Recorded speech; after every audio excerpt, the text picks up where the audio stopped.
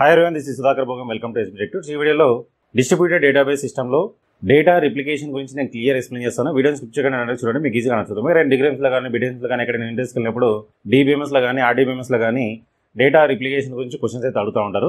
ఇక వీడియోని స్టార్ట్ చేసిన మన ఛానల్ ఎవరైతే కొత్తగా చూస్తున్నారైతే ఎంబడే సబ్స్క్రైబ్ చేసుకుని పక్కన బెల్ ఐకాన్ ఉంటుంది.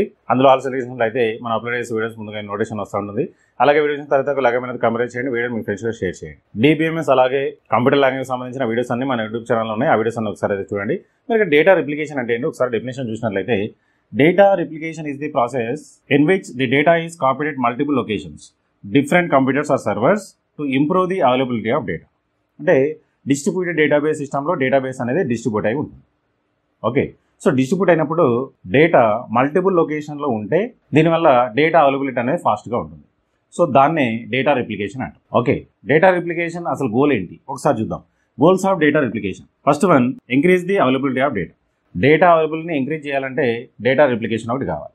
సెకండ్ వన్ వచ్చేసి speed of the query evaluation. Query ఫాస్ట్గా ఎగ్జిక్యూట్ అవ్వాలంటే, ఫర్ ఎగ్జాంపుల్గా రిట్రీవ్ చేసుకోవడానికి ఒక క్వీరీ రాసాం అనుకోండి, ఆ క్వీరీ ఫాస్ట్గా మనం యాక్సెస్ చేసుకోవాలంటే data replication concept very very important.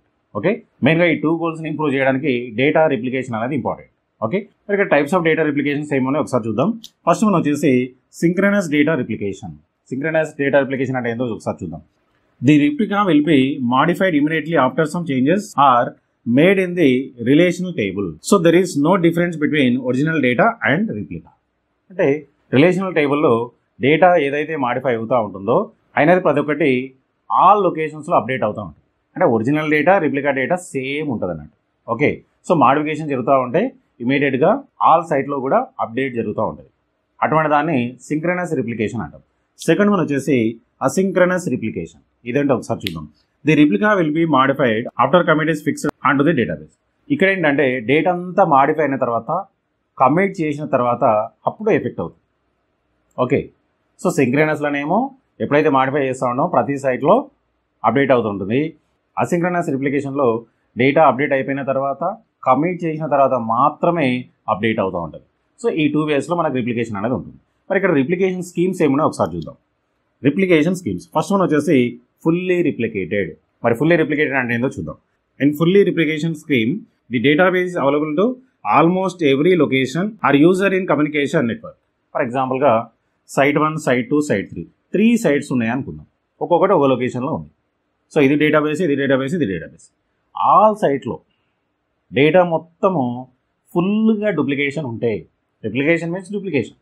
So duplication ఉంటే దాన్నే ఫుల్లీ రిప్లికేటెడ్ అండి. ఫర్ ఎగ్జాంపుల్గా సైట్ ఏలో ఏ ఉంది అనుకుందాం, ఇక్కడ కూడా ఏనే ఉంది, ఇక్కడ కూడా ఏనే ఉంది. అంటే కంప్లీట్గా డేటా మొత్తం ప్రతి సైట్లో అవైలబుల్గా ఉంటుంది. అటువంటి దాన్ని ఫుల్లీ రిప్లికేటెడ్ అంటారు. దీనివల్ల మనకు అడ్వాంటేజెస్ ఏంటి ఒకసారి చూద్దాం. అడ్వాంటేజెస్ ఫస్ట్ వన్ వచ్చేసి హై అవైలబిలిటీ ఆఫ్ డేటా. అంటే ఇప్పుడు సైట్ 3లో ఏదైతే డేటా ఉందో ఆ సైట్ 3లో ఉండే యూజర్స్ అందరికీ అవైలబుల్గా ఉంటుంది. ఓకే, సెకండ్ వన్ వచ్చేసి ఫాస్టర్ ఎగ్జిక్యూషన్ ఆఫ్ క్వీరీస్. ఇప్పుడు సైట్ 3లో ఏదైనా క్వీరీ రాసి డేటాను యాక్సెస్ చేసుకున్నాను అనుకోండి, ఫాస్ట్గా ఎగ్జిక్యూట్ అవుతుంది. ఎందుకంటే డేటా కార్డు అవైలబుల్గా ఉంది కాబట్టి. అంటే ప్రతి సైట్లో డేటా అనేది కాపీ అయి ఉంటుంది. సో అటువంటి దాన్ని ఫుల్లీ రిప్లికేటెడ్ అంటాం. దీనివల్ల డేటా అనేది ఫాస్ట్గా ఎగ్జిక్యూట్ అవుతుంది, హై అవైలబిలిటీ ఉంటుంది, స్పీడ్ ఆఫ్ ఎగ్జిక్యూషన్ ఉంటుంది. ఇవన్నీ అడ్వాంటేజెస్. ఓకే, సెకండ్ వన్ వచ్చేసి నో రిప్లికేషన్. మరి నో రిప్లికేషన్ అంటే డూప్లికేషన్ అనేది ఉండదు. చూడండి ఏమంటున్నాడు. No replication scheme each fragment is stored exactly at one location. అంటే ఇప్పుడు ఏ అనే డేటా ఇక్కడ ఉండదు. ఇక ఏదైనా ఒక సైట్లోనే ఉంటుంది. ఇక్కడ ఫర్ ఎగ్జాంపుల్గా బి అనుకుందాం, ఇక్కడ సి అనుకుందాం. ఓకే, సో డేటా అనేది డూప్లికేషన్ ఇక్కడ ఉండదు. ఫుల్లీ రిప్లికేషన్ అయినా డేటా అనేది ఆల్ సైట్లో సేమ్ ఉంటుంది అన్నట్టు. కంప్లీట్గా డూప్లికేట్ ఉంటుంది, కంప్లీట్ కాపీ ఉంటుంది. బట్ ఇక్కడ అట్లా కాదు, ఒక సైట్లో ఉన్న డేటా ఇంకో సైట్లో ఉండదు. ఓకే, సో అటువంటి దాన్ని నో రిప్లికేషన్ అంటాం. మరి దీనివల్ల ఏమైనా అడ్వాంటేజెస్ ఉన్నాయా అంటే ఉన్నాయి. కాంకరెన్సీ కంట్రోల్ ఇక్కడ మేనేజ్ చేస్తారు. అదే ఫుల్లీ రిప్లికేషన్లో అయితే డిసడ్వాంటేజ్ వచ్చేసి concurrency control. Concurrency control is difficult అక్కడ. అంటే మల్టిపుల్ ట్రాన్సాక్షన్స్ ఎట్ ఏ టైంలో జరగవు అక్కడ. ఎట్ ఏ టైంలో మల్టిపుల్ ట్రాన్సాక్షన్ జరిగినప్పుడు ఏదైనా మాడిఫై అవుతా ఉంటే టూ సైట్లో డేటా మాడిఫై అవుతుంది అనుకోండి, అక్కడ ఏమవుతుందో తెలియదు, ఇక్కడ ఏమవుతుందో తెలియదు. సో కాంకరెన్సీ ప్రాబ్లం ఫుల్లీ రిప్లికేషన్లో ఉంటుంది. బట్ ఇక్కడ ఉండదు, ఎందుకంటే ఇక్కడ ఇండివిజువల్గా ఉంది డేటా. సైట్ 1లో ఏముంది ఇక్కడ అప్డేట్ చేసినా వేరే దానిలో ఎఫెక్ట్ ఉండదు. సో ఇక్కడ ఏమవుతుందంటే కాంకరెన్సీ కంట్రోల్ని మేనేజ్ చేస్తూ ఉంటారు. ఫుల్లీ రిప్లికేషన్లో సెకండ్ డిసడ్వాంటేజ్ వచ్చేసి update operation is slower. No రిప్లికేషన్లో ఇంకో అడ్వాంటేజ్ చూసినట్లయితే ఈజీ రికవరీ ఆఫ్ డేటా, ఏదైనా డేటా రికవరీ చేయాలంటే ఈజీగా చేసుకోవచ్చు. ఇవన్నీ దీనిలో ఉండే అడ్వాంటేజ్. ఇందులో డిసడ్వాంటేజ్ కూడా ఉన్నాయి. ఫస్ట్ డిసడ్వాంటేజ్ వచ్చేసి poor availability of data. For ఎగ్జాంపుల్గా సైట్ 3లో ఉన్నాను. సైట్ 3లో నేను ఇక్కడ ఏని యాక్సెస్ చేసుకోవాలని ఒక క్వీరీ రాసినట్లయితే ఆ ఏ అనేది ఇక్కడ సైట్ 3లో ఉండదు. ఎక్కడ ఉంది? సైట్ 1లో ఉంది. ఆ సైట్ 1 నుండి ఏ రావాలి ఇక్కడ. సో అలా రావాలంటే కొంచెం టైం తీసుకుంటుంది. అవైలబిలిటీ డేటా అనేది కొంచెం పూర్గా ఉంటుంది, కొంచెం స్లోగా ఉంటుంది. సో ఇలాంటివన్నీ నో రిప్లికేషన్లో ఉండే డిసడ్వాంటేజ్. ఇక థర్డ్ వన్ వచ్చేసి పార్షియల్ రిప్లికేషన్. పార్షియల్ రిప్లికేషన్ అంటే ఏ సైట్లో అయితే డేటా రిప్లికేట్ కావాలో ఆ సైట్లో మాత్రమే రిప్లికేషన్ చేస్తాం, మిగతా దానిలో చేయం. ఫర్ ఎగ్జాంపుల్గా ఇందులో ఏ ఉంది అనుకోండి, ఇక్కడ కూడా నాకు ఏ కావాలి, అప్పుడు ఏం చేస్తాను? ఏ పెడతాను. రిమైనింగ్ డేటా బి ఉంది, ఇందులో ఇక్కడ సి ఉంది, ఇక్కడ బి కావాలి, ఇక్కడ బి పెడతాను. ఇక్కడ ఏ మాత్రమే ఉంది, ఇక్కడ ఏ అనేది డూప్లికేట్ ఉంది, బి అనేది కూడా ఇక్కడ డూప్లికేట్ అయింది.